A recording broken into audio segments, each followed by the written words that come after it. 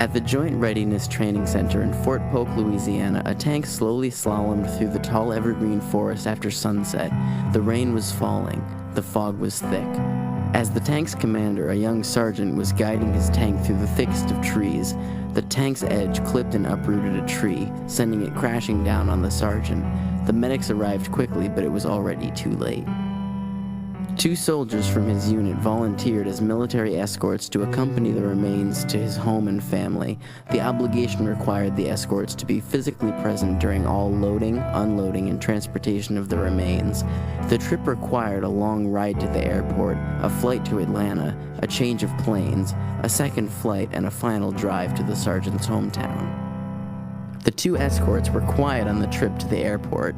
As they boarded the initial flight, they informed the flight attendant of their duties and asked if it was possible to be allowed to depart the plane first upon landing so as not to delay the personnel unloading the casket who must wait for them. 2 people sitting in the front row of the plane overheard their request and offered their seats in exchange for the escort's last row seat assignments.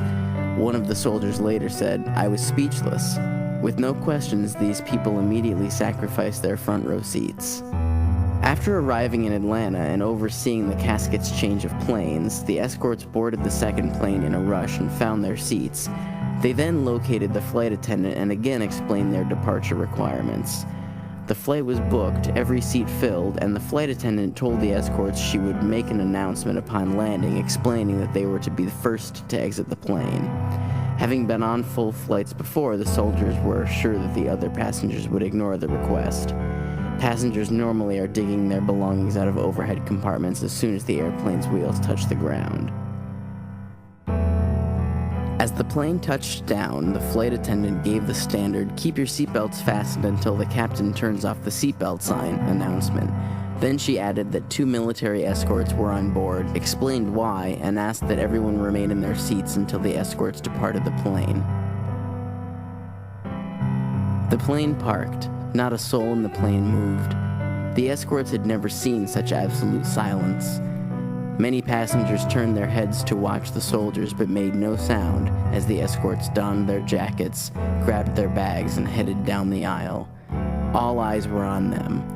As they neared the exit, an older gentleman leaned toward them and broke the silence. He said, "God bless you both."